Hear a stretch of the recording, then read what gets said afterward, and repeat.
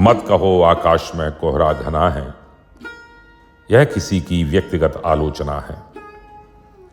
सूर्य हमने भी नहीं देखा सुबह से, क्या करोगे सूर्य का क्या देखना है।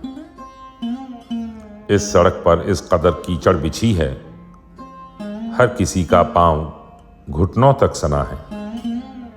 पक्ष और प्रतिपक्ष संसद में मुखर हैं, बात इतनी है कि कोई पुल बना है। रक्त वर्षों से नसों में खौलता है, आप कहते हैं क्षणिक उत्तेजना है। हो गई हर घाट पर पूरी व्यवस्था, शौक से डूबे जिसे भी डूबना है। दोस्तों, अब मंच पर सुविधा नहीं है, आजकल नेपथ्य में संभावना है।